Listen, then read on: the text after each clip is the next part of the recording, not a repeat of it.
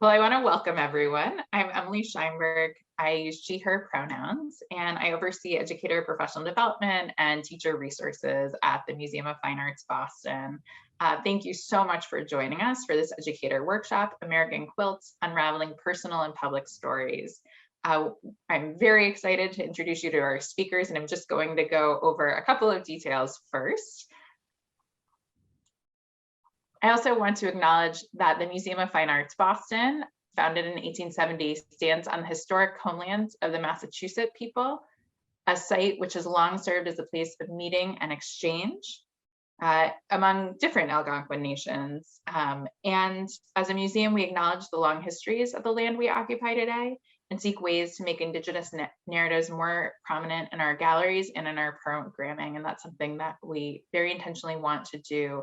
This land acknowledgement is being actively discussed and reevaluated to be a more actionable statement that reflects our current commitments and collaborations. And of course, there are many different ways of defining communities and thinking about this land. And you'll also hear about another land acknowledgement a little bit later in our program.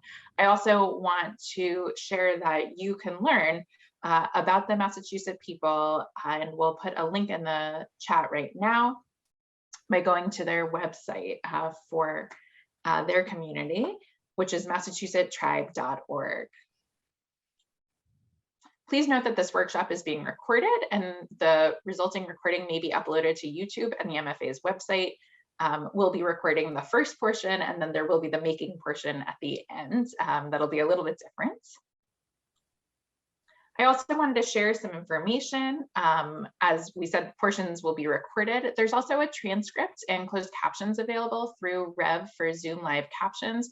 You can look for that little up arrow and click that in order to show subtitles or to display a caption along the side. During the presentation, we do encourage you very much so to use the chat function to ask questions and share comments. We may answer some of the questions as we go. We may come to some of them a little bit later, but this is meant to be interactive. We intentionally limited the number of participants today so that you can really actively be involved in the conversation. So please join in. I also want to be sure to thank our sponsors, the people who have made this possible and organizations that have made this possible. I want to acknowledge our funders of expanded teacher and student resources, the Arbella Insurance Foundation. And then I also want to acknowledge that teacher professional development programs at the MFA are presented with support from the Rob Goldberg Connors Fund for Teacher Resources and the Louise O. and Robert F. Levin Fund for Innovation in Teaching. We're very grateful. I also want to acknowledge the funders for Fabric of a Nation, American Quilt Stories, which this workshop is connected to, that exhibition. That exhibition is sponsored by Chase and generous support comes from Carolyn and Peter Lynch and the Lynch Foundation, the Kobe Foundation. This project is supported in part by an award from the National Endowment for the Arts, additional funding from the Dillon Fund of the Boston Foundation, the Souls Grow Deep Foundation, the David and Roberta Logie Fund for Textile and Fashion Arts, the John S. and Frederick A. Scharf Fund for Exhibitions, the Robert and Jane Burke Fund for Exhibitions, the Loring Textile Gallery Exhibition Fund, and the Patricia B. Jacoby Exhibition Fund. And you'll see the incredible exhibition that has been put together through this support. Just to go over what we're going to be doing together, we'll start. You've been welcomed. I'm in just a moment going to introduce my colleague Jennifer Swope, who's the David and Roberta Logie Associate Curator in our Textile and Fashion Arts Department. And then we're going to have an incredible presentation, I know, from Limerty Fraser, who, as it says here, is a visual and performing artist and educator in so many things. And we are just thrilled to have Limerty with us. We will do an activity in the breakout rooms, and then there'll be a lot of art making. So we look forward to that, and also we'll look forward to your feedback. This is a little bit of a different type of workshop than we do sometimes, especially via Zoom, and so we'll really appreciate that feedback. So it's my pleasure to introduce our speakers. I'm going to first introduce Jennifer Swope is the David and Roberta Logie Associate Curator of Textiles and Fashion Arts, as I mentioned.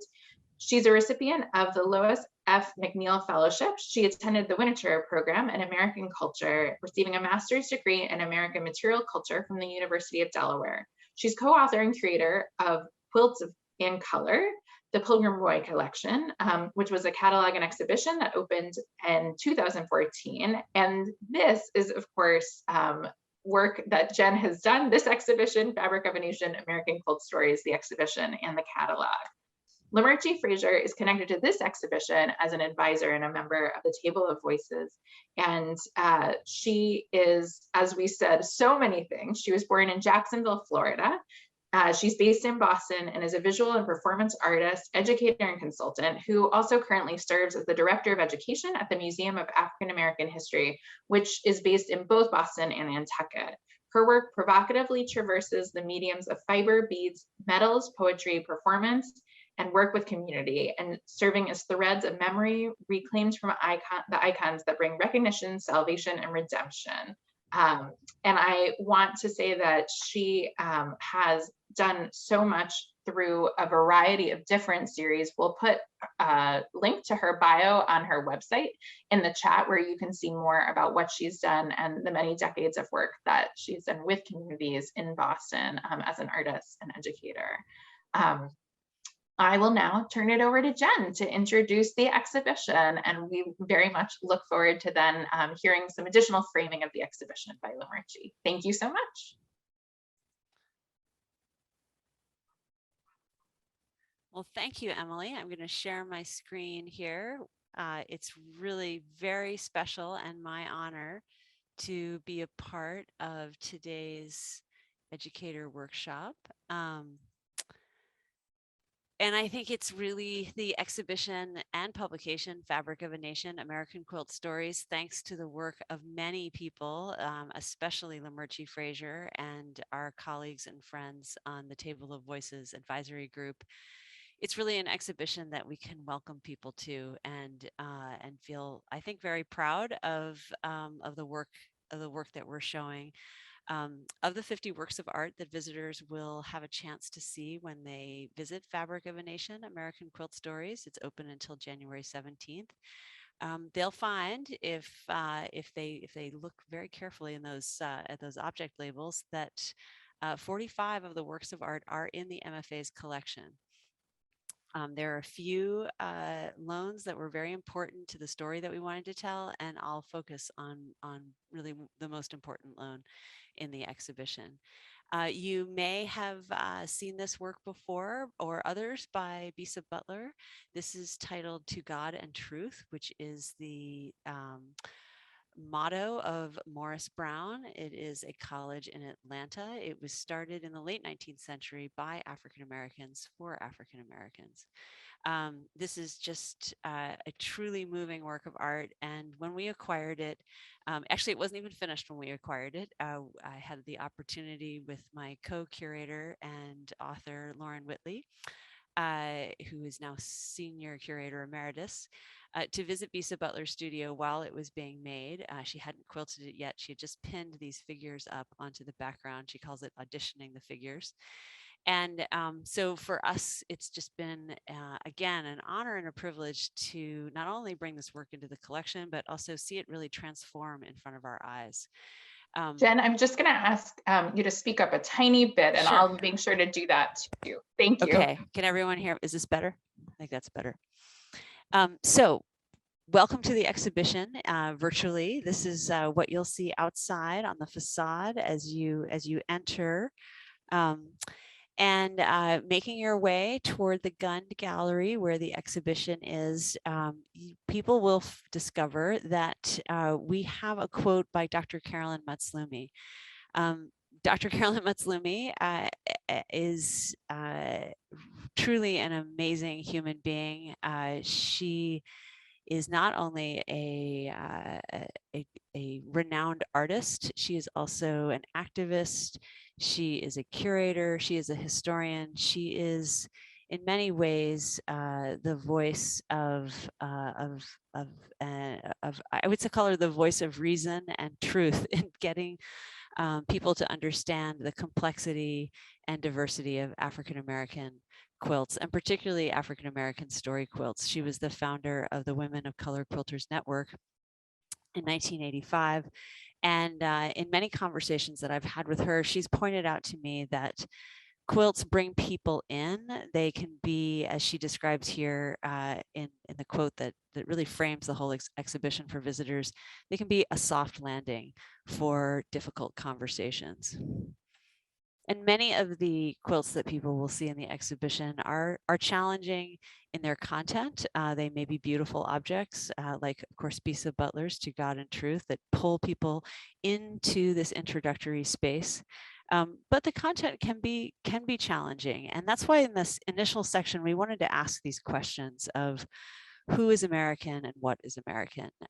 Quilts are so associated with American culture. But of course, no one exhibition could tell the whole history of America or even cover the history of American quilts. Of course, and we wanted to show works in our collection that weren't quilts, that are also other types of bed covers because of their relationship to quilts. And so this is a very broad exhibition. We also we embrace over 300 years, all of North America. And so Bisa Butler's work in particular is represents a transformational moment, not only in the collection of the MFA, but also in the project of both the book and the exhibition. Because she, and you can see her here in the video that you can also see online on the museum's webpage for the exhibition, she looks back, taking photographs, in this case, one taken around 1899 of the Morris Brown baseball team. It's in the National Archives. It was owned by W.E.B. Du Bois, who included it in his exhibition at the Paris Exposition of 1900. It was among 300 or so photographs in that exhibition that demonstrated the progress of African Americans from emancipation to that moment of 1900. To hear Bisa Butler talk about how she recreates these figures, really creating portraits in color and cloth, is truly moving. And to see this work up close in person, like literally in person, is to see all of the texture, the references to African woven cloth, to resist dyed cloth. It's truly a moving experience, and I hope people can come and see it for themselves. There's always a sort of a crowd in front of this area of the gallery, and throughout the whole exhibition, which from that point on is organized chronologically. So in this next two sections, described as Unseen Hands, which include works from the 17th to the 18th century, like this Connecticut bed rug made in the 1790s, to the next section titled Crafting a Nation, in which we show quilts and bed covers from the first half of the 19th century. So this is a pieced wool and embroidered quilt from Solon, Maine, made in the 1830s. And then near it, we have one of our Rio Grande blankets, or really it's a spectacular example, made around 1850. So then visitors are brought into the third gallery space, or really the fourth gallery space in the exhibition, and it's titled Conflict Without Resolution. And in it, we wanted to proceed through the chronology to the Civil War. This quilt was made most likely for the Sanitary Commission Fair in Philadelphia in 1864. You can see images of, this is actually an image taken from Harper's Weekly, of General Grant riding to victory in Vicksburg in 1863, which was a pivotal point for the Union Army in the Civil War. At the bottom, you'll see a soldier with a rifle. This was also published, taken from an image published in Harper's Weekly from the Battle of Vicksburg.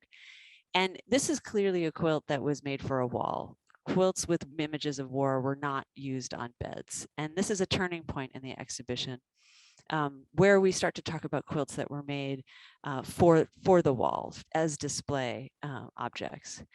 And it's also a turning point in the exhibition because this is where we wanted to take a look at the legacy of slavery, but not over-interpret, really make sure that we were showing works of art and letting the voice of the artists tell these stories.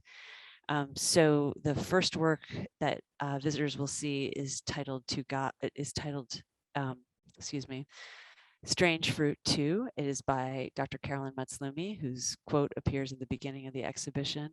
And it's next to Faith Ringgold's Dream 2 and the Sisterhood, made in 1988 with the help of her mother, Willie Posey Jones, and with the inclusion of a transcription of a speech given by her daughter, Michelle Wallace, about the role of women in the civil rights movement. In this gallery, we also have Sanford Bigger's work, A Deeper Form of Chess, made in 2018, and Michael Thorpe's work, which is untitled. He posted this small quilt that he made the morning after the murder of George Floyd, along with a poem that he wrote. And he describes this work as very different from his other works of art, which are much more complex with figures, that this was really his response or his reaction piece. And there's obviously some very challenging images in this quilt by Dr. Carolyn Mutzlumi. And we wanted to make sure that her voice was privileged in its interpretation. So along with all the other living artists in the exhibition, there are 16 out of the 50 works of art shown. She was invited to submit a statement that we include on the label. She's also one of 5 artists who speak about their work on the MFA mobile app. So again, another layer or another opportunity for visitors to connect with the artist and her experience and her motivation and her reason for making this work. So in the process of talking to our table of voices advisors that of course included Lamerchi Frazier, as well as Taya Miles, Laurel Thatcher Ulrich, Gail Willett, and Kyra Hicks, and of course, Michael Thorpe. We showed them this part of the exhibition, and I think there was a consensus that we needed to give visitors a moment of repose and reflection, just an opportunity to stop and pause. And so we have a space just off of this gallery. It's like a little bottom of an L. And in it, we have a very simple interactive that is literally 2 pieces of carpet stapled on the wall with a raking light. And this tactile piece that changes, it's changing right now as I'm speaking. Visitors are leaving their handprints, writing messages. It's also where people can stop and sit. You can't see the benches here. They can write on the comment book. They can contribute drawings. They can look at books. Or they can think about Michelle Wallace's speech, which we've taken the last paragraph from the Faith Ringgold quilt, Dream 2 and the Sisterhood, and transcribe that onto the wall. And that has proven to be like a real moment of focus for many visitors before they can go into Quilts as Art, which features the 2 Harriet Powers quilts. We're very excited to bring these together for visitors to see. Harriet Powers was born in 1837. She was born into slavery in a farm or a plantation outside of Athens, Georgia. She made these 2 quilts actually in sort of the middle to late period of her life. This quilt on the left has been called the Bible quilt. It is in the Smithsonian's collection. It was made around 1886 or possibly 1885. And I think one of the really significant parts of its history is that it was shown at the Cotton States Fair in Atlanta, Georgia in 1895, where many people noted its dramatic and its dramatic storytelling power with its images of from the Bible, from the Old and New Testament. made about 10 years later when she was in her 60s is the pictorial quilt. And this is in the MFA's collection. It includes scenes from the Old and New Testament, as well as those that describe natural phenomena that occurred before Harriet Powers was born, and in one case, almost a current event that would have occurred right at around the time that she made the quilt. The This is just, it is truly a historic opportunity to show these two works together. We also have the key that in which Harriet Powers' descriptions were transcribed of each scene.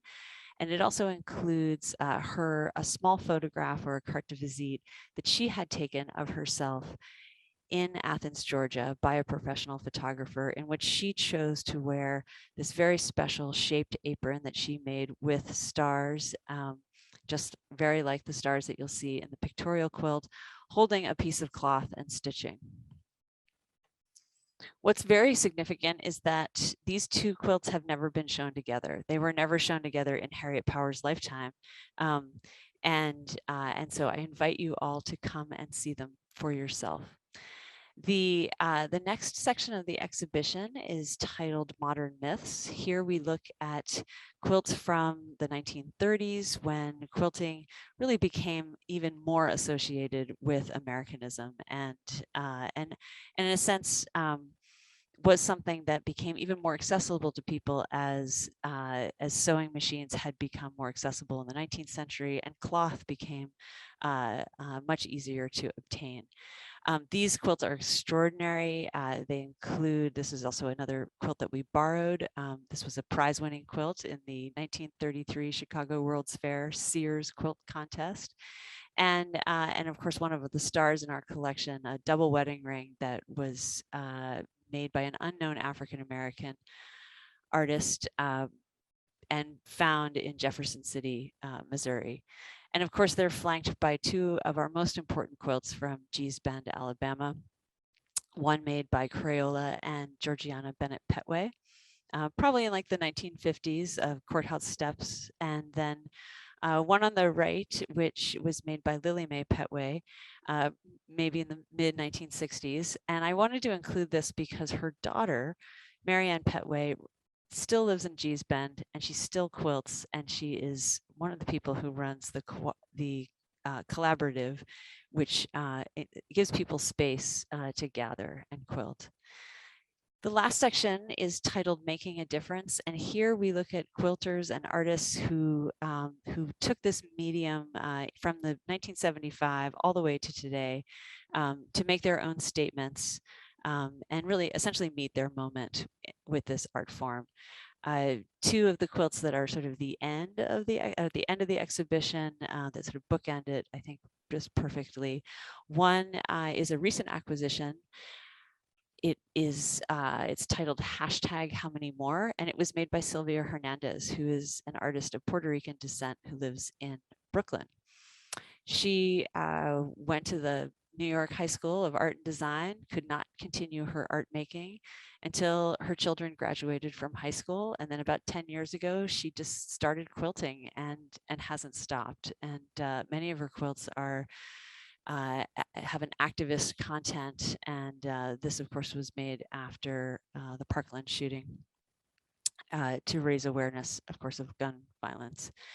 The quilt on the left was made around 2011 by Carla Hemlock, who is a Mohawk artist. She's also known for her beadwork pieces. And she lives in Ganawage, just south of Montreal. And for her, the issue of sovereignty, Indigenous sovereignty, is deeply embedded in all of her works of art. In this, she hand quilted a star pattern, but surrounded it with appliqued wampum figures. And then outside of this circle, she appliqued beaded joined figures from wampum belts, inspired by those found in wampum belts. And within each, she names 48 communities, Native American and First Nations, that survive today, hence the title Survivors. And with that, I will stop sharing my screen, and I hope that you'll all be able to come to the exhibition at some point before it closes on January 17th, which will be a free community day. Thank you. Over to you, I think, Lamerchi. I think you're next on the lineup. That was a great survey of what people can expect to experience when they come to the MFA and the Fabric of Our Nation exhibition. I think that it's thrilling to be here and to be invited into what is a shared history of Americans for over 500 years, and the highlights that this 300-year history shared in quilts gives us the opportunity to witness. And so with that, I would just like to say that I am very happy to ask all of our participants who are in the audience. I have been accustomed now to this format of the virtual world that we get to experience and be in each other's living rooms and other spaces, and thank them for coming, first of all. And I just want to ask them this question, those of you who are participating, if you are in, or if you have ever thought about the notion of hope and where hope and resilience lives in you. We have gone through some very tumultuous 2 years that help us to understand the wealth and the well of hope. And I'm going to ask you, as we have made it here today together, to look at celebrating a legacy of hope, to add our voices to this cauldron of hope. I am Lamerchi Frazier, and your host artist and workshop presenter. I am a historian, and I have had the unique opportunity to look at being in the world of fiber, being in the world of fabric, and its use as we think about our lives being wrapped in fabric from birth to death. And that opportunity, as Dr. Carolyn Mazzoloni has so well been quoted here, to say that it gives us a space that's familiar, that we can do a soft landing for very hard stuff that we've had to think about. So with that, I'd like to recognize that we are on the land of the Massachusetts here, where we're located in Boston, and that we will give the credit to them for allowing us to be here in their lineal descendants as their guests, and we will try to be good guests in this space. Next. As we think about the opportunity to be here together, the point of legacy comes up for me. I have been very fortunate to have two people in my life who have influenced my work, who have helped me to understand the opportunity to share, to make, and to use my hands to bring forward an idea. And I began to just briefly share with you that my grandfather on my maternal side, my mother's father, was a tailor. And we recently found photographs of his tailor shop from 1908 with my grandmother, and he's standing in front of them in West Virginia. And my mother talked about him often. I was very small when he passed away, but she talked about how she followed him around and tried to learn everything he knew, and including tailoring, including quilting. He used to keep his children, who were 8 of them, 8 siblings, warm under very heavy quilts that he used upholstery material to make, so that they wouldn't have to get up at night. And my mother said those quilts were like lead on their bodies. And so from that, I have learned that there is this way of conveying through generations skill, talent, and a precious treasure, So my mother was a crafter. She did lace tatting. She did all kinds of crochets and knitting, and was a very impressive creative person. And so I have now that legacy to keep passing on to others. And as I think about that, I'm hoping you in the audience will think about your skills that you have to pass on, because these are the things that will keep us alive and have participation in a living history. This is one of my examples of the quilting that I do in a series of works called the Quilted Chronicles. This is a portrait of a 19th century African-American child taken in Beacon Hill. And it is a part of a quilt series that highlights children and what they were doing during the time of slavery. And there's not a plain notion that we would actually think about children in this way, but photographs tell the truth, as Frederick Douglass said. And so we have these repositories that we can draw from to make our work as a continuous comment on the history that we experience. As another example of the work that I do that gives you some other idea of about the basis of being in a story that begins in Africa, that there's a holler across a continent from 400 years ago, where they saw our children who are now in the 21st century bearing mothers' tears that have been in trouble. And so this quilt is about centuries that are arced here, where we have this foundational space, the pyramids across Africa to West Africa and in through the Middle Passage into America. And in Boston's Harbor, 1638, now to the 21st century, where we're having to deal with issues that have to do with violence and upheaval. I am director of a creative engagement for the Transformative Action Project that deals with violence, violence, crisis, and trauma, and the survivors of those experiences, and using art to make space and placemaking with respect to what we are experiencing. And so these are some of the other examples of newer works that speak to what we've been experiencing in our protests across America, barricades and caution tape and all manner of resistance, but that which is going toward being a human being. And the stories that I tell are based on the history and hopefully forward movement by remembering what was in our past and going forward. There are other exigencies that my work has taken me into that deal with communities around the world and residencies in Taiwan, France, Africa, Canada, Brazil.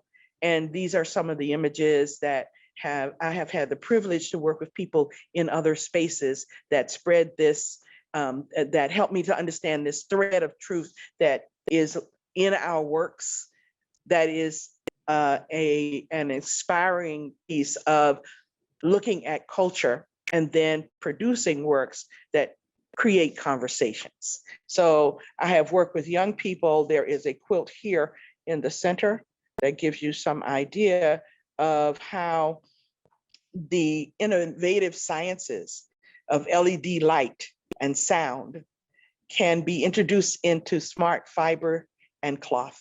And I've worked with young people to do this electronic quilt that was shared at the White House as a project that gleaned young people and their voice being a part of this nation of America. And so the work that I have been able to do has engaged audiences in ways that I wouldn't have dreamed of in terms of how I was in school and taking political science and philosophy, not realizing what medium I would use to then make it a real conversation with other people. So as a notion of inviting you into a process with me today in a workshop that I will call Power Up Collage, Fabric of a Nation, American Quilt Stories, Hope Story Scrolls Workshop. I would like to say that I have this honor to be with you and that we made it here, first of all. That is a great thing. And that we will be looking at stretching our muscles and creating our own artwork in the language of hope. What is hope? It is the belief in the things not seen. It is an active thing. It's something that I hope will tap me on my shoulder and when I'm thirsty and help me to realize that all is not done. There is a lawyer whose name is Brian Stevenson who works in the Mississippi Delta. And he said what struck me in one of his messages to law students. He says, we must protect our hope, hold on to our hope. It leads to our renewal, our repair, our healing. So in this workshop, I invite you to celebrate your hope with mindfulness and creative art making. As we go on through this workshop, if you have any questions, I want you to understand that no question is unimportant. And so if you want to ask a question, please place it in the chat. And there are those who are custodians of that chat box who will let me know that you have a question. Okay. All right. So with this Power Up Art Making, we want to use collage that you experience in many of the quilts as our visual language to tell our stories, where we'll be imagining and reimagining our journey. And in that, the questions are, what is your story? And what is the space of hope in your life? How do you experience and make resiliency a part of what you're doing? Our collage journey has to do with examining what is collage and how does hope relate to this ability to make metaphors out of story, to make metaphors out of the art that we'll be creating as a document of our life. And we know that it's not perfect space, but we know that this is space that we occupy right now, that hope may help us to find an interesting way of going somewhere. So looking at how collage has been a revival or experienced a renaissance, we can relate to collage having been the art of Matisse, and that Romy Bearding during the Harlem Renaissance realizes the power of collage. And though he is a native of North Carolina who has moved to New York City, he is in Harlem as a social worker and an extraordinary artist. And he begins to craft collage as a tool to reach people in ways that have not been available heretofore. And so we find that he is a mover and a shaker in Harlem, and uses this format to engage people in discussions. He even creates a collective in Detroit called Spiral, where artists and writers and others come together to have conversations that deal with the issues of Jim Crow and housing and how we're going to have a strategy going forward through the arts to talk about our social environment. So with this, these are some of the images that I wanted to share with you that were varied in his scope of thinking.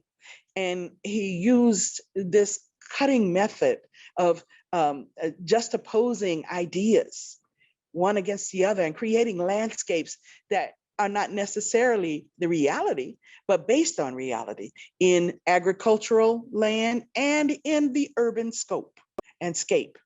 One of the images that's on the left here in the top is about the relocation of African people across the Middle Passage from the continent of Africa and then coming to America. And the very hint of the American flag in the bottom right-hand corner of that image makes us know that he is participating in what we have as notions of belonging against this backdrop of what has been the doctrine of white supremacy, but how we will then think about our own citizenship.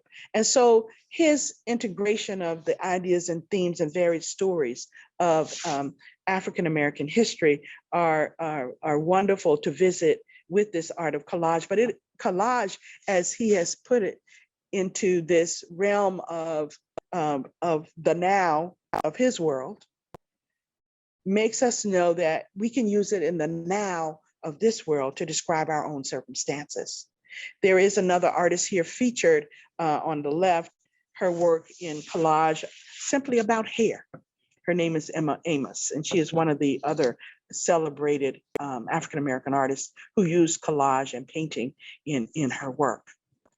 On the right, you will see what I have called here a hope scroll that gives you collage of elements that have not previously been together, but have been cut out and resituated, repurposed to then create a story, to create dialogue, to talk about transformation with the butterfly at the bottom of it, and that it is a linear piece of art that gives us space and a format for sharing a story.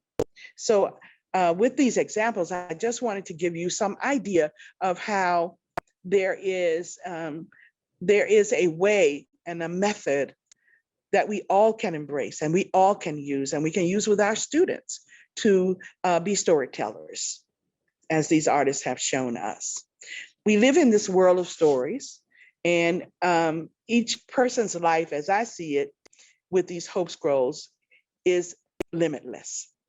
We can keep adding to our scrolls as we experience making this art.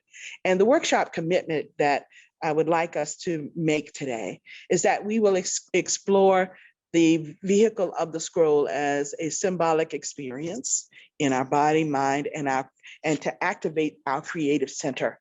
And so our spontaneous collage making today will be a metaphor for our lives. In the language of hope, where does hope live in me is one of our questions.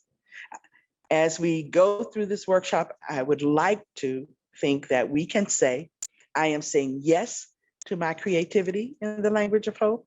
I am holding the space for something new and creative to happen.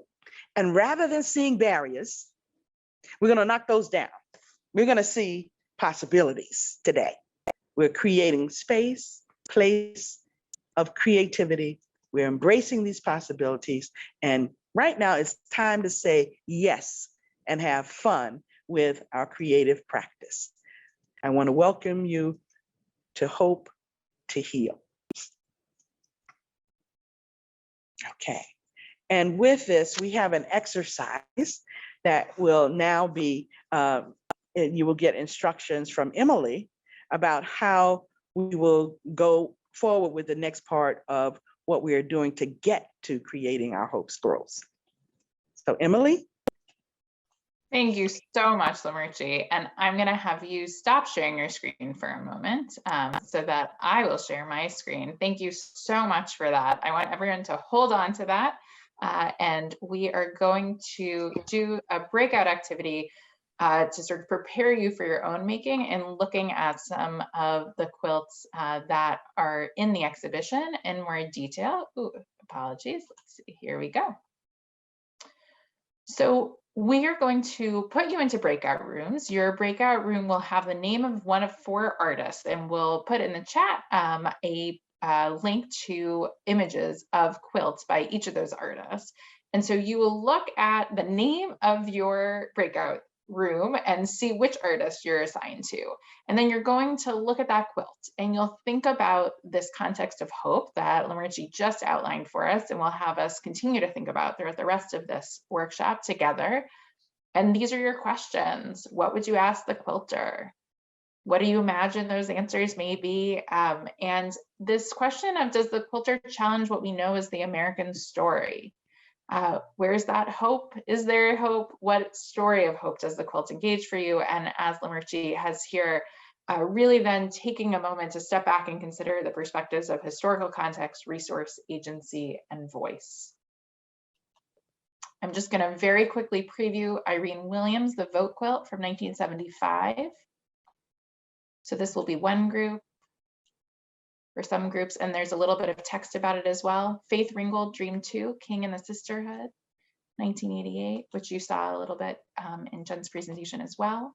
Carla Hemlock, Quilt Survivors. This is that last quilt that we were looking at together with Jen. And then Tomie Nagano, Indigo Color Mixture, which is a log cabin quilt, 2004. Oops, that we'll get to. And you can see in the chat that there's a link to the PDF with the breakout activity. Will be moved into breakout rooms shortly. You'll be able to get in there, and some of us will sort of come and pop in on the breakout sessions. I think we'll spend about 10 minutes in the breakout sessions, and then we'll come back and talk more together.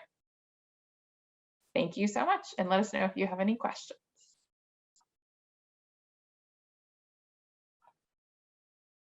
Hi, everyone. Thank you for the quick breakout session. I was just saying we wanted to make sure you had enough making time, so we appreciate the speedy breakout. You can see actually that we're preparing for that next step.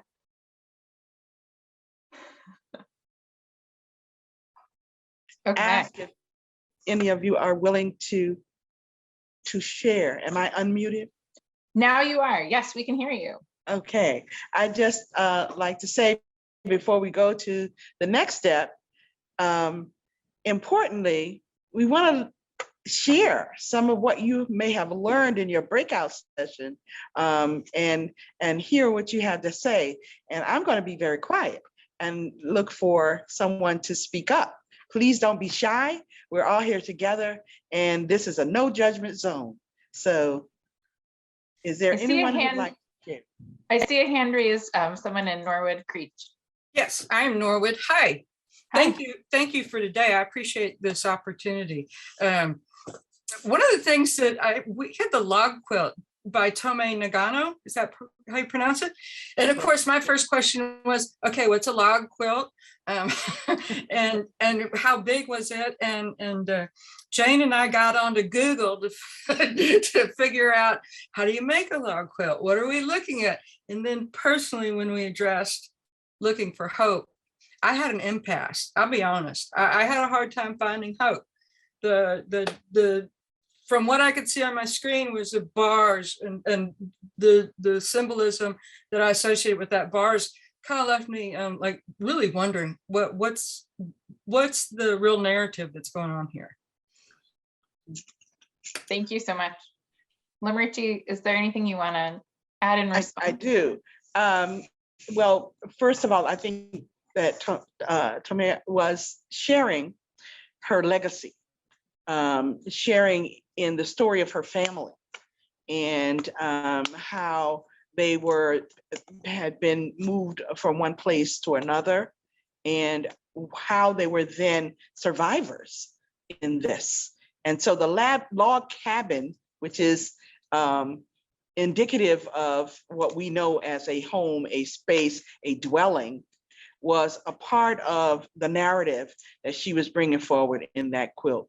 So you experienced bars and she experienced a building, a way of building. And the indigo that is a part of her language in the quilt has to do with the hierarchy of presence in her society.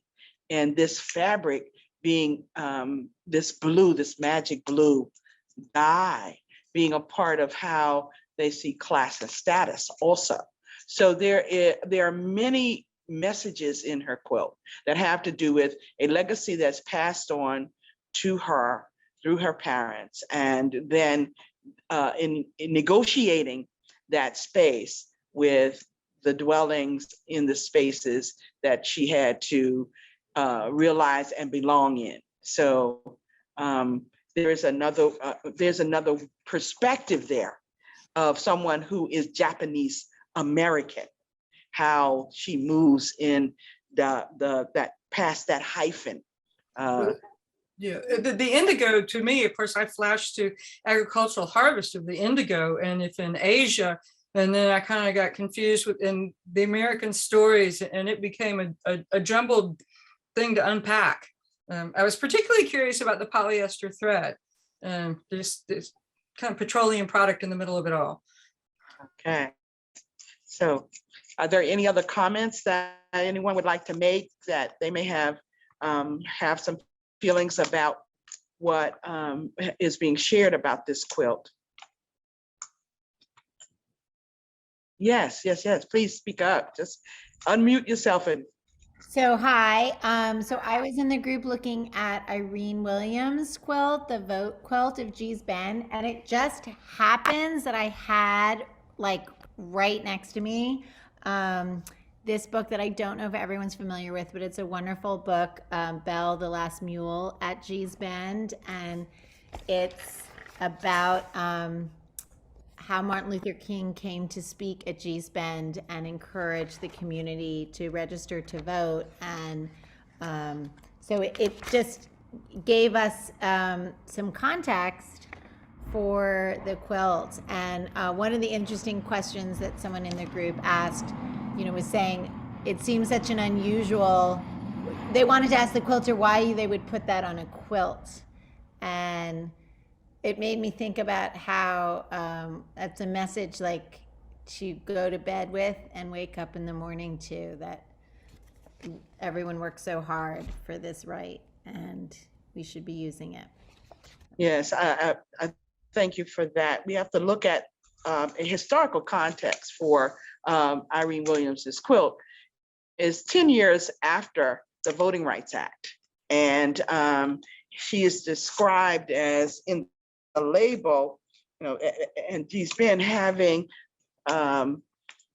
being in a place that is considered as really poverty, experiencing poverty and isolation. But I think we might form a different perspective with that, as she is not necessarily just repurposing cloth. She's also acquiring new cloth that has a narrative message called Vote, and how important that may be in terms of citizenship. When you look at the story that is about the quilt, it also explains that people in Gee's Bend, most of them own their own homes. Most of them saw land and its opportunity as a space of power, as a space of belonging.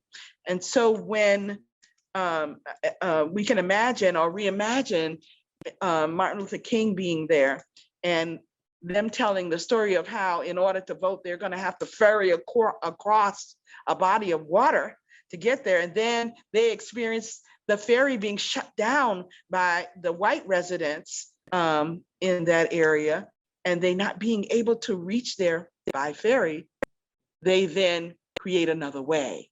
Like, we're going to just keep on coming despite the obstacles. And they drove an hour's ride from Gee's Bend to be able to vote. So the embrace of that story by 10 years later is in Irene's narrative story. She is telling her story of hope, of change through that apparatus of being able to vote. And I like the notion that you raised about her being able to sleep under it. I grew up in a very segregated Jim Crow place of being of existence in Florida, and know what these kind of instances bring as far as community and unity and getting past, regardless of what you have to do it, you do it. So I think it's really an attest to American might, and especially to a people who are dispossessed in the narrative of that America. So but thank you so much for bringing the actual example and in your book to us. I think that the Tamea in her quilt is speaking to an immigrant experience, and we're looking at these women who are speaking to legacy, as we know also that Irene has been in a place where the art of quilting is being passed on to her, and it is a moment for them to be able to realize their voice. Any other, I would like to ask you, what did you learn about each other? Did you all introduce yourselves and talk about anything in the session that you felt you didn't know about each other, or that you didn't know each other at all? Is there any comment about that? Well, I can say that in me and Evie, we were so taken by the quilt that we spent all our time talking about it. And I guess we get to know each other by talking and sharing our views of the quilt. So that kind of brought us together, and immediately we start discussing it like, okay, this is a task, what do you have to do? So, okay, well, that's all. It's all good. It's all wonderful. So thank you all for your comments. What about any of the other quilts? Anyone want to speak up and share? Well, if I can say about, we have Carla Hemlock, Survivors. And I think it was a very hopeful quilt, and Evie pointed out to that different circles. And in a sense, you don't necessarily immediately see the last circle when it looks like people, holding hands. And I think that's, again, if you can think about hope, it is this hope that we are, all together. And I see that we're all in the same boat. And that's necessarily, this is not the image of the boat, but basically says that this is, where we're gonna go, that we have to be together in order to solve, issues. And the question we would like to ask her, Evie suggested, is like, why she changed her, why she became more political in her work.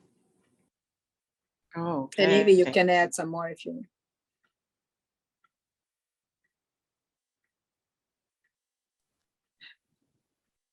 I actually have heard her speak a number of times, and she did visit the exhibition. And the way she describes it, actually, she has, I think, one of the best artist statements as far as being incredibly direct about why she makes the work that she does, and particularly that piece, Survivor.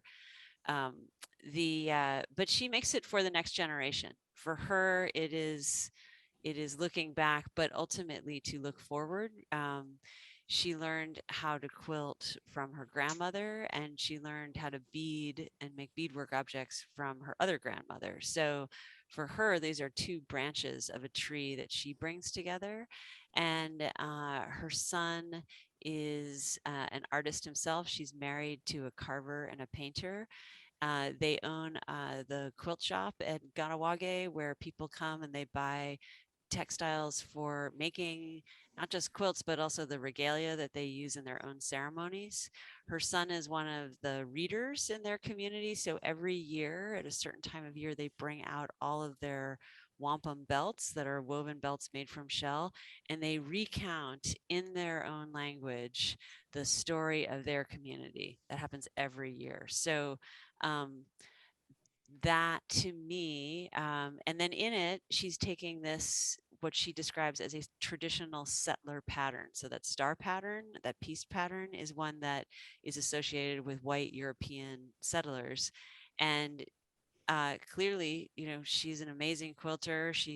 That's all hand quilted, and in it, she's circumventing it, right? She's containing it with this imagery. And so that's the way I understand it. But I think as she talks about, like, there are things in there that I can't see through the same framework that she sees, or that other Mohawk or Haudenosaunee or Indigenous people will see. I think remarkably, she has a circle that joins 48 nations of people together. And particularly interesting is that right now there is a tribal council of 5 nation groups that either certify your nativeness, that certify and give guidelines to how Indigenous life is to be conducted right now. And for her to have made this full circle of nations that not all of them agree on everything, that they're in this particular space on her quilt have an agreement in that circle of being Indigenous. And I thought that was an extraordinary visual for us to learn from, that we don't always have to agree, but we are here together and connected, was the message that I got from her quilt. Genius. Okay. Jen, can I ask a quick question? Do we know how she chose those specific nations and tribes to include? Because that's something like, as survivors, just sort of which ones she chose to put in that circle seems like also a really specific choice. Yeah, I can't answer that. I don't know. And it looks like Jen isn't sure either. Well, that's one of those things we can wonder. Yes, yeah. Yes, and we can ask. We could ask also. All right. So I think the last quilt is Faith Ringgold, Dream 2. Are there any chat room sessions that participants who really want to share about that wonderful quilt? I'll have to admit, going back to one of your earlier questions about did anyone talk about themselves in this group, and we had Faith Ringgold, but we actually never got to the quilt. We just kind of shared each other's experiences of quilting. And what I find it interesting though is how quilting seems to be, for so many of the artists, something that's passed down from the generations. There's that sharing, that it's a connection to family and history. And Susan was in my group with Jen, and Susan, I hope you'll speak up, but what was interesting is we made some connections to it. Jen also mentioned how engineering and woodworking and how kind of these skills can cross through different mediums. And also how now the excitement of these story quilts and how that might influence our own creativity in quilt making, where we often traditionally thought of as geometric patterns and abstract patterns, but how they can be biographical and really tell stories. Susan, would you? Right. What Rebecca just said is just like so spot on with my own experience as well. I just really agree with that. And Faith Ringgold's quilts, of course, people in the quilt art community were so familiar with her work and so appreciative of what she has done to let that be a part of the ethos. It's there for us to see it, and just the whole that each of us has a voice, and that voice is important. That has so much power in it. And so whatever, cause, how can we be more a part of our system, a help for the challenges that our country has, what can we do? And coming from I started off with traditional quilting, I taught quilting, and I've come up to where now, of course I'm making my own things and doing my own, all this stuff, but I would never just call myself an artist. I'm always a quilter. And I don't want to get away from that. I don't want to get away from craft. I don't want to get away from, those labels that, say traditional, even though my compositions aren't. My heritage as a maker is in quilt. So that's, I'm not going to shake that away from myself. And so but also as a contemporary artist, we know it's just well, there are so many ways that one can choose to share your voice or to help with a cause. And so I go back to that, we each have a story to tell. I always want to encourage other artists to make things that are about what is important to them, using a medium that's important to them. Yes. So we can appreciate that you are holding on to your geometric voice and the mathematics of what you're Right. sharing in your work. And we appreciate that because that is a foundational place for us to understand that we all are mathematics, and your quilting will help remind us of that. So thank you for that offer and the willingness of you to maintain your own voice. I think that is incredible. So, and you've incredibly shared that with us. I had the opportunity to actually be a keynote speaker at the celebration of Faith Ringgold's 80th birthday at City College of New York.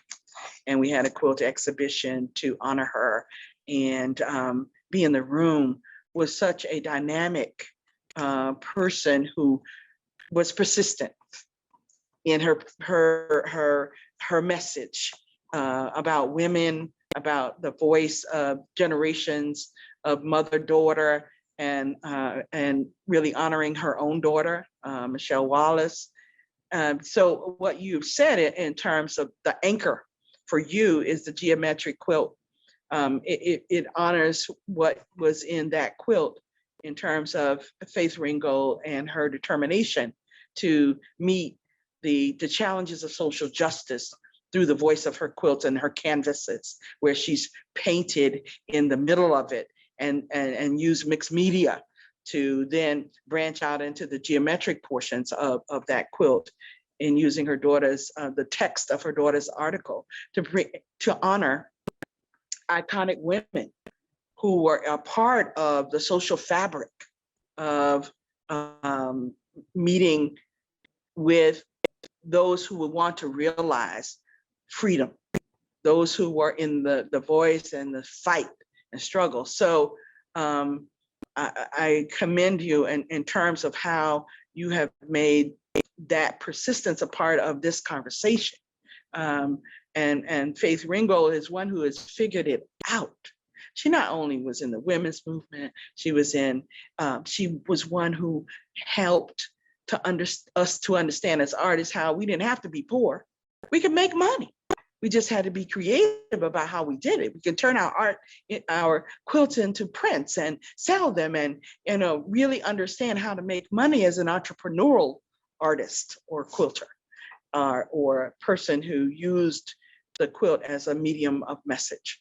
And so I was really struck with the selections by the museum's curatorial staff here of these 4 quilts, and honored by the opportunity to hear what you imagined about them. So are there any more comments about the quilts, or you all are very quiet? I know that. I would like to encourage you to share. Are there any other comments? Did you enjoy the experience of looking at these quilts more as a close read of them? Did they inspire you to explain your own story of hope? Or is that our next step? Yeah, I just wanted to say what you said about expressing your own self. Only yesterday I was thinking, because I do make quilts, I'm a self-taught quilter, and I make quilts. I've made them for my grandchildren, actually, one for each. Whenever a grandchild was born, I would make a quilt. And yesterday I was thinking, now I need to change it shouldn't be about ducks and baby things. Now it should be about family, because when these kids grow up, they'll have like an heirloom. So my mind, because of this exhibition and because of all I went on the webinar yesterday. Wow, what a webinar it was! But it really set me thinking. What else can I do? Because nobody's a baby all their lives, and what can they do to really remember their heritage? And I come from Pakistan, so I have a very different background. So I was just thinking. So yes, it does. I think it does influence the way you think and how you want to make things. Okay, well, I really embrace what you've just said, and I hope that we all can share in your passion for what you want to do next, and how this is not a static thing as we are quilt makers. We keep moving with this, and I can't wait to see what everyone does with the inspiration from what we've shared here together as we go into your genius stories in the Hope Scrolls, bringing us to the next step. And I hope we're ready to go, because I want you to clear off your tables. Make sure you have some clear working space. Bring gather your art supplies and materials and bring them to a point where you can manage them. Your tools for making the Hope Scrolls should be with you right now as we go into our session of art making and making it real. That's what I call it. So with that, I do want to let you know that I will demonstrate. I won't leave it for you to just surmise what we're supposed to do. And because I have been in workshops where that happens, and I feel some frustration until I catch on. But today, what I want to do is show you some examples of Hope Scrolls. As you can see on this board that I've prepared, some of these are even generated by teenagers that I've worked with in different spaces where I've offered this workshop of Hope Story Scrolls. But what the scroll gives you the opportunity to do is to use what we call the method of collecting, cutting, and adhering our collages onto a piece of tape. And as you can see, that is all that has been done with each and every one of these. Does everybody here see these different collages? You can work on these strips and even exceed the bounds of the tape that you're working with. I hope everyone was able to get at least some duct tape or 2-inch wide tape. And if you haven't, you can improvise with what you do have as a resource, because as I created this workshop, it was created in the time of COVID, when people may not have had great resources, but could repurpose fabric and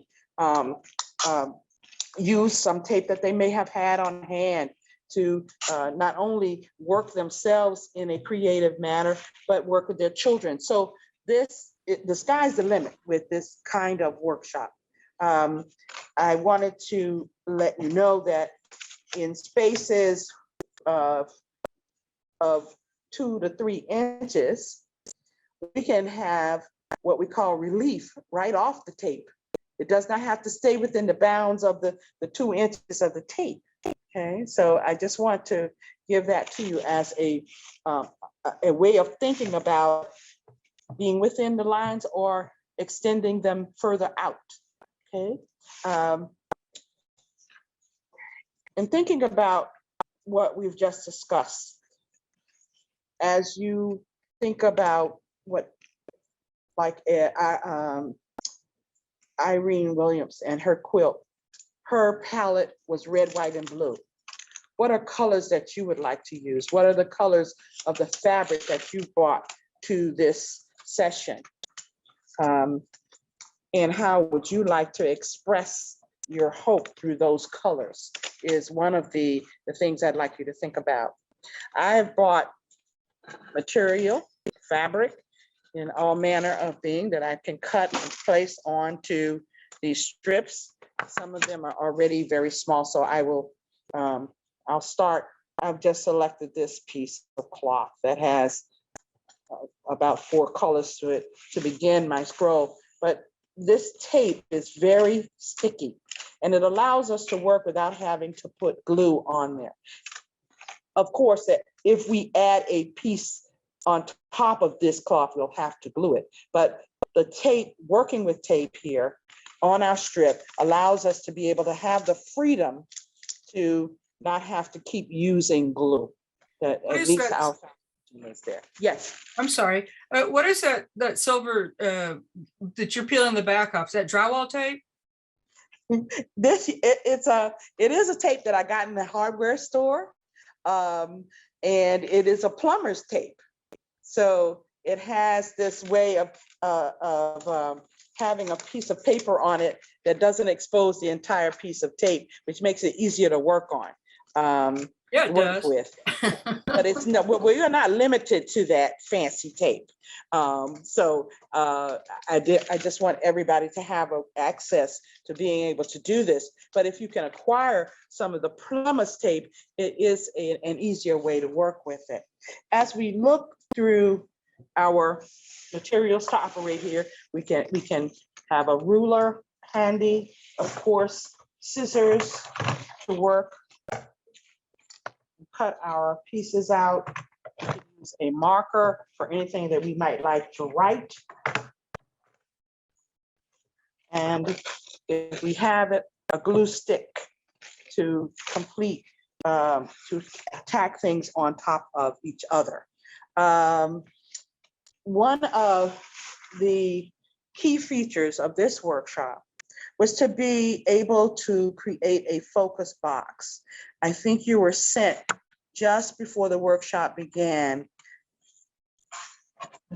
this sheet here that gives you instructions on how to make a focus box. All it really is actually a square piece of paper folded in half one way and folded in half another, the ends of those points brought together and then folded back, and you come up with a box like this. And I have many examples of it here for you to see. This is only a square, all you need is a square piece of paper. It does not have to have special dimensions either. You can fold it in half this way. You can fold it in half this way. And then you bring the points, making a diamond shape, together into the center. And all you do after you have made that shape is that you fold back the corners. And you have what I call a focus box. And in that focus box, you can put a piece of material inside. You can put a photograph in here. It just becomes a space that can be featured on your piece of tape.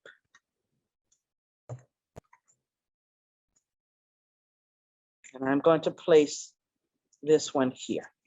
I will do it again for your clarity, but this sheet of paper was only to give you an example of how you can create this focus box. I have used it to celebrate with participants in my workshop Women's Month, using images like this one of an Ida B. Wells, where the box frames her face. It can be a card, or in a larger version, it can be a card, or as part of our hope scroll, it can be even a word inserted here, like the word hope. I have, I think here, an example of how I've used the word hope inside the box just to center and anchor the subject matter of the piece. Let me see if I can find it. I can't find it right now, but, oh, here it is, right in front of me. Just sliding into this little space, the word hope features it. Okay. I think that you all readily understand the idea of collaging. Putting things together that would not normally be together, but just opposing them so that they make something new is what these hope story scrolls are about. We want to create something new We want to express ourselves in this language of hope, in its protection in our lives, and in its direction with us renewing and going forward.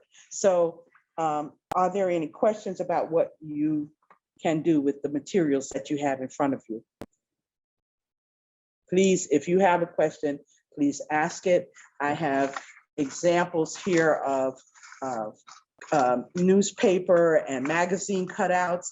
Anything is just about game for this exercise. You can cut doilies, paper doilies that you may pick up from a store that you might not have used, or some that are just laying around in your cabinet. And they make interesting designs on your scrolls.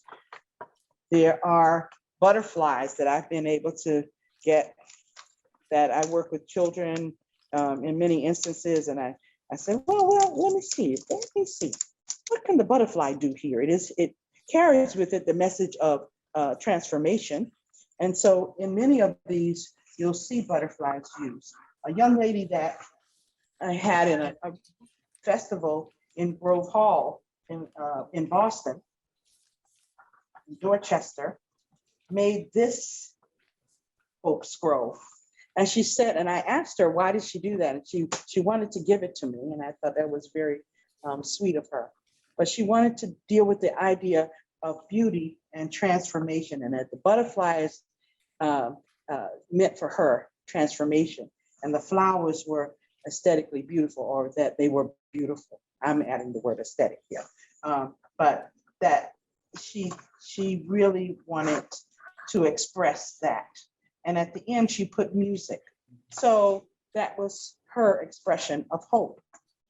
You can see in this one, I'm dealing with the issue of housing from primal societies to housing as an issue in the urban scape, with a bicycle for transportation. And then at the end of it, I have placed a container. I use glasses that have, that I lose all of the cases to. So I've been now more conscious of collecting the cases. And on the bottom of this whole scroll, I have used one of the glass cases to then put a place on my scroll for pens or for another item. Your imagination is your friend when you're making the hope scrolls. And so any direction that you'd like to go in, you can. You can use words, become more narrative about it. Shapes, many of the shapes that I rely on have to do with the geometric triangle, rectangle, circles, squares, and often exceed the space of my tape. So I think that we have a lot of room for creativity here.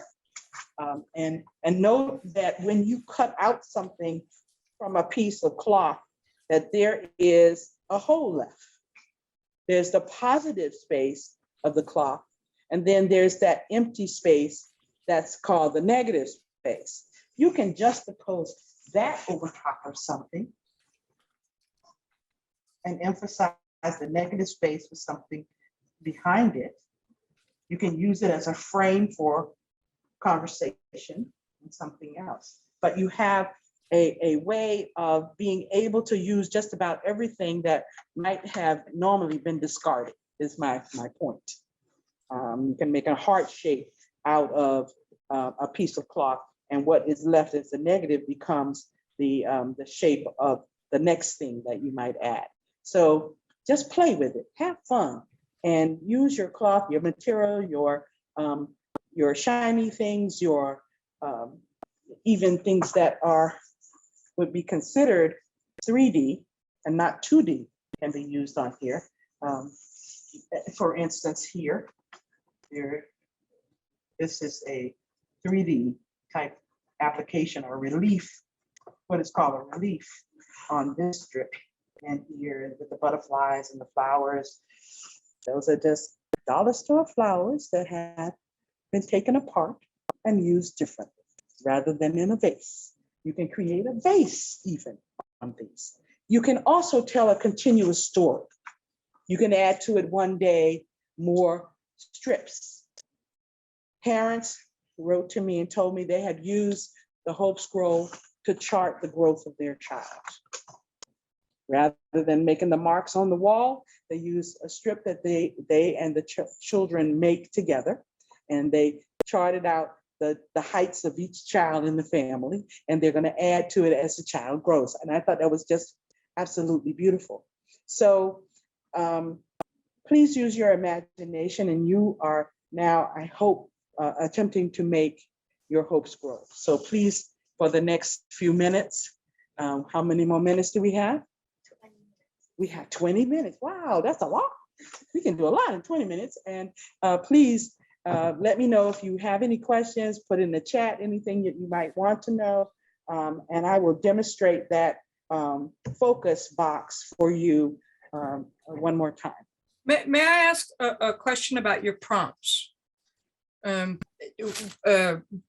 I'm working as a teaching artist with the Lynching Sites Project here in Memphis to create a collaborative quilt project wherein I could easily use this. Yet we are discussing racial terror and violence. When I hear you discuss hope, if you were in this context, would there be a particular direction where you would put the hope to make the connection with this that we're facing here in Memphis?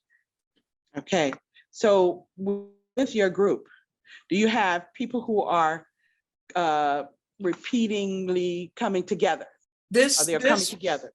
Well, for the first, yes, this would be something we do with the board. It is a project to supplement a narrative quilt we're making that is kind of like a say your names quilt, but it is for the 38 lynchings that have been documented in Shelby County. This is an activity to support that, giving voice, as we were discussing earlier, that everyone has a voice, that there is no wrong, that it is done as a process. Actually, the process is more important than the product.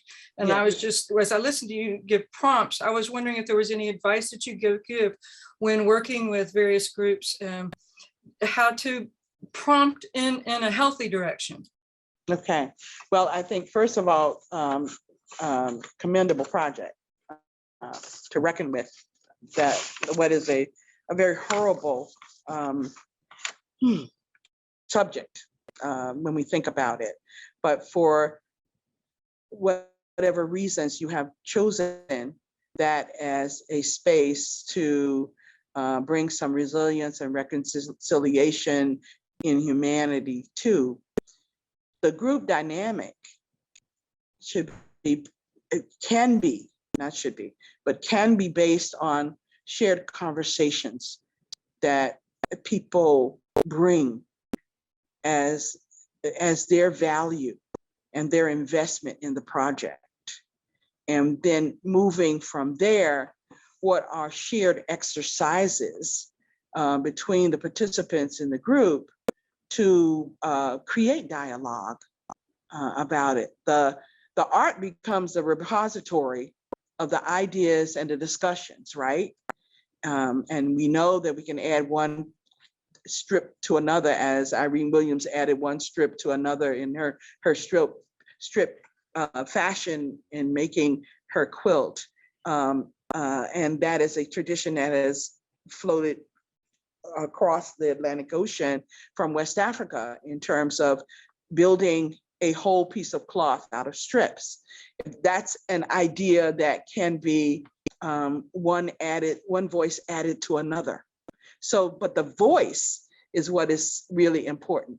The transport of the voice through the cloth becomes where your vehicle is the format and the platform. So even thinking about lynching, thinking about questions where these lynchings took place, what do those places look like now? Would anybody know something like that happened? And what do they think about the landscape of the lynching? Maybe a conversation that can be had. What would be a headline about this group coming together in the newspaper? Just that as a discussion, you know, what are the arms and legs are we bringing to this, and why are we examining it? Carolyn Maslomi, Dr. Carolyn Maslomi, and I am a member of the Women of Color Quilters, along with Bisa Butler, has done a quilt called Strange Fruit, looking at that and playing Billie Holiday's version of the song. It's incredibly powerful. Dr. Ernestine Jenkins here at University of Memphis just curated an exhibition for the Dixon, which is traditionally Impressionist artwork. So, you know, I'll put it straight out there. It's the master narrative. What she included was a Dixon.org, I think is the website, for the works by Vertus Hayes, who taught here in Memphis, and some of his series. Well, yeah, he's from Atlanta. Some of the series, the one he has is Going to a Lynching, and it's his portrait, Vertus being an African-American painter professor, but Yeah. his portrait from a photograph of white people looking like they're going to the picnic, but they're going to the lynching, and it is from the newspaper. And it's, I mean, Dr. Maslumi, I mean, I can't tell you how much we've brought up her name and your name and and other names in doing the research and understanding the historical context and the symbolism that can be not only the quilt itself, but through the process of conversation and meditation in a safe place, the emotions would be transferred, and then uniting all the individual voices into one huge, like I'm seeing all these hope pieces somehow or another applied to canvas, where they're all united, where everyone's voice comes together in solidarity. Those are kind of like the past. Those are the past. Yeah, come to Memphis. Those are the past. But it's and I'll be straight up, as a white person, I know it's not my story to carry, but I am also in a position where I can, amongst my own contemporaries, say, hey, wait a minute, y'all. Gee, no, we aren't comparing these photographs to Monet's haystacks and Monet's photographs of haystacks. We are comparing this to, you know, dude's relatives are being lynched, and it's being advertised in the paper with popcorn and hot dogs, literally. I've been very careful as a plein air painter not to just say, hey, I'm going to go take plein air painting groups to lynching sites without fully understanding. It's still too complex for me to just jump right in there and do that. Go, hi, I'm going to take all you white people to a new place to paint. But I mean, I think that the responsibility within that, in terms of saying that you are white and that you cannot, that you shouldn't be curating that. I think that the responsibility of taking that on is a curation and is a particular type of very sensitive subject matter that has to be treated with such care. And that's a courageous move of you to even have that conversation taking place, because it is complex in its historical vein, number one, and in its degradation of humanity as an act of absolute dehumanizing a vocabulary, no matter how you look at it.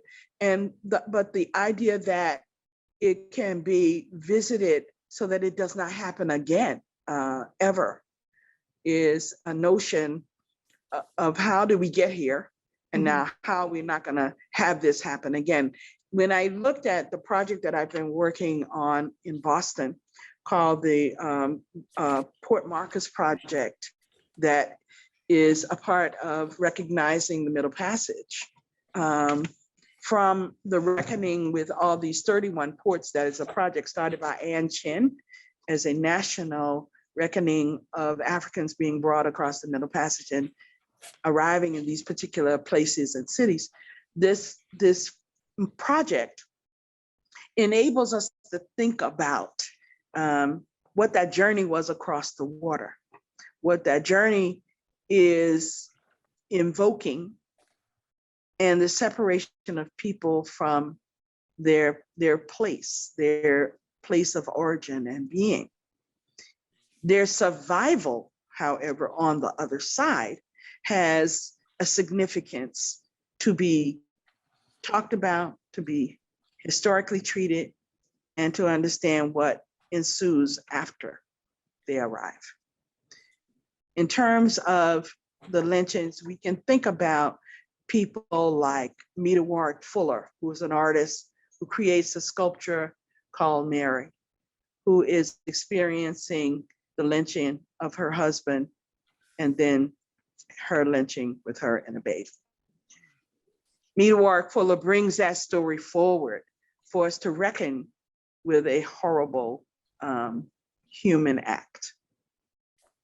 And then the conversations that go from that to renewal have to be really difficult. They're very difficult. Well, But realizing that in the landscape of America, where the principles of democracy and all of that are waged as mythology, when we think about those kinds of acts being present. And so, yeah, sorry. it's a way of, I think it's a way of visiting history to present growth. Yes, I guess part of from personal experience, when I think of hanging my hat on hope, it's kind of like the carrot is in front of the horse and the carrot's always in front of the horse. And the more times you tell yourself, well, I'm grateful for have this sandwich. Well, I'm grateful to have this bread and cheese. Well, I'm grateful to have the bread. I'm just very sensitive to the slippery slide of that argument of, no, I want justice now, like Dr. King said. No, we do not have time to wait. You know, this to me has got to stop, but to enable the conversation, I know for myself, I learn every time I have this conversation. And I appreciate having this conversation with you, because it amazes me, the more I learn, the more I meet people who will say, well, you know, Norwood, actually my great grandfather was lynched and we were raised with this story. Mm-hmm. And it, because this becomes this trauma that, you know, I don't know how many elephants you can get underneath that rug, but I know it stinks. Mm-hmm. And it's just can air it out and give room for those voices to be expressed, like John Ashworth, who's the head of the president of the Lynching Sites Project.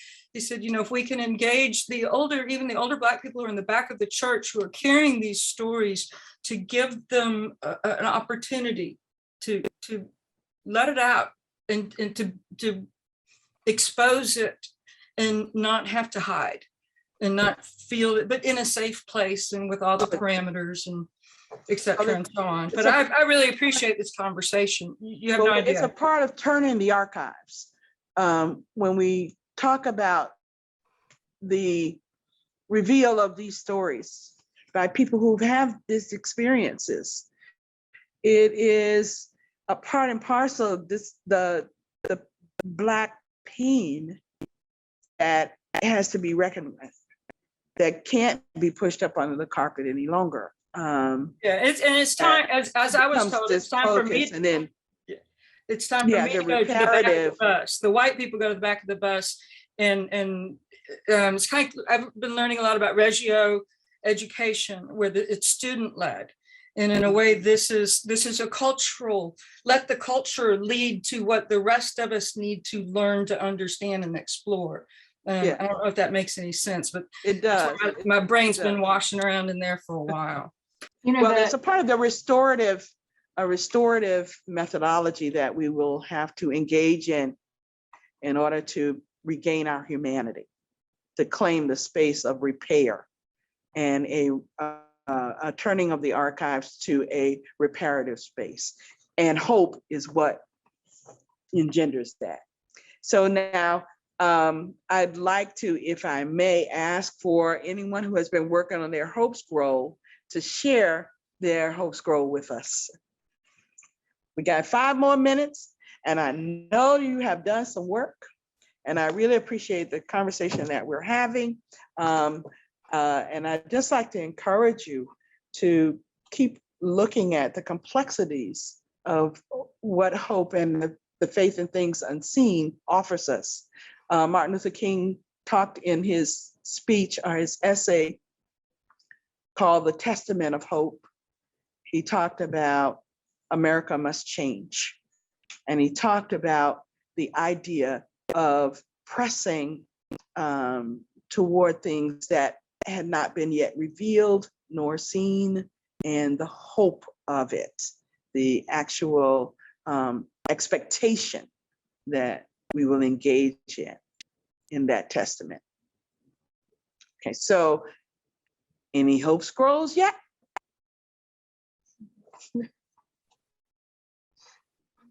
I see Rebecca holding up.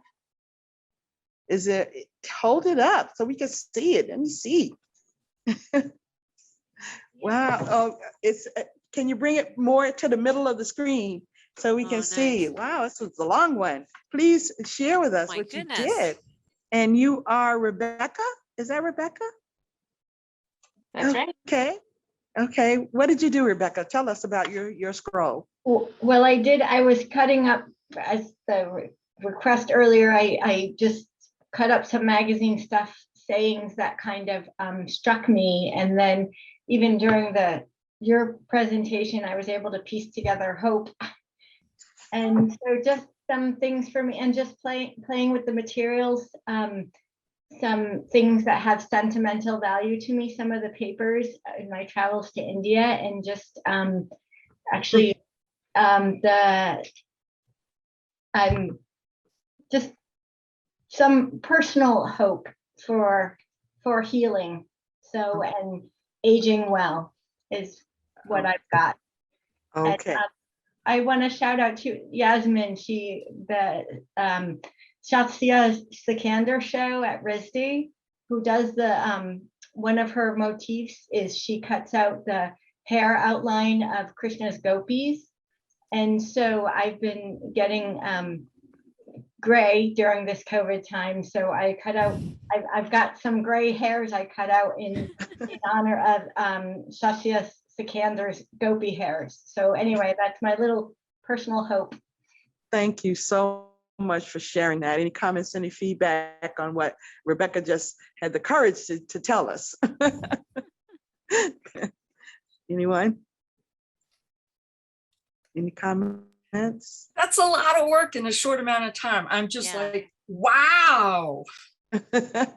Indeed, she was working while we were talking. Exactly. So I was you. hoping for more time. But I want to encourage you all past this workshop to keep doing this. It's also a way of journaling your thoughts. And you can add your writing to it. You can do anything with it you like. But this is a shared notion. And if you'd like to send some, oh, wonderful. What, I can't see the name. Susan? Is that Susan? Nice. Yes. Hi. Hi.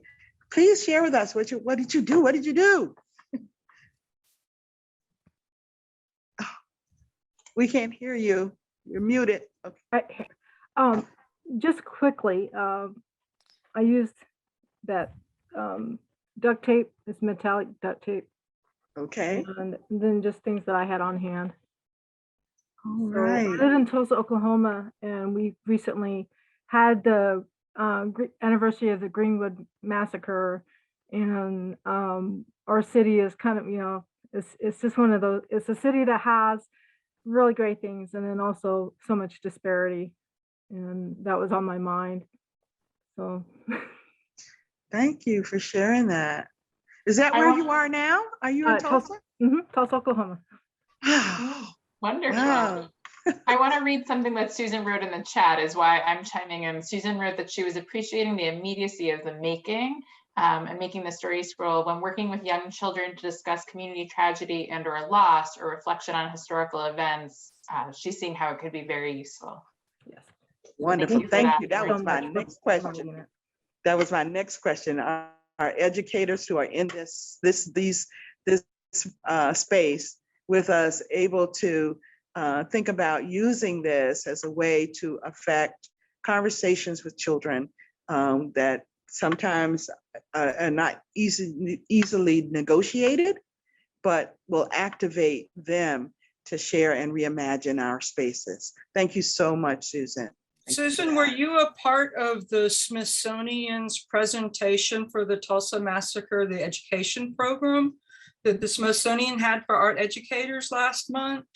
Because that was amazing to me how you guys as a city unpacked that and reintegrated, you know, age appropriate discussions about resilience over something that was, you know, still alive. Yes. Really powerful stuff.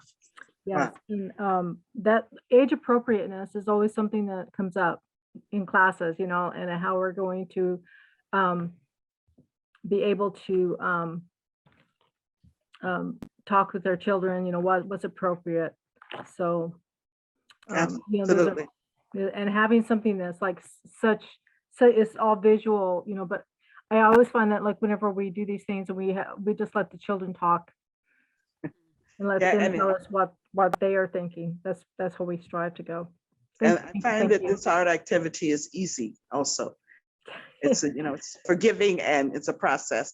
I'd like to ask you all just one last request from me is if you will take a photograph, a digital photograph with your phone or in some way and send it via email to us from what you've done. If you want to share your story with a narrative with it, you can, or if you just want to send a visual, we'd be very grateful to receive your images. So on behalf of the museum fine arts here and the wonderful work that you have done in this workshop, I'd like to say thank you, to keep your beaming light beaming. To be in the space with educators is always a privilege. And I feel the opportunity to be with you has been great. And thank you for sharing all that you've shared here and keep hope alive. We just want to keep hope alive, as people have saying. And there is an image. I think I have one more image can be shared. My last image is a quilt that I did on Dr. Martin Luther King, the Bloody Sunday and Memphis sanitation strike, worker strike. And it is called MLK, We Just Keep On Coming. And I'm hoping that looking at his quote, this is why I remain an optimist, hopeful, though I am also a realist about the barriers before us. America must change is in that testament of hope. And so those are the thoughts I'd like to leave with you as you keep creating and keep calling on that creative center to heal and understand the platform that we have at Art as Document, art in the form of quilting as a familiar space for us to share in has been our feature today, and just to keep on creating. Thank you very much for your attention, your time. Thank you. Thank you. Yay. So everybody.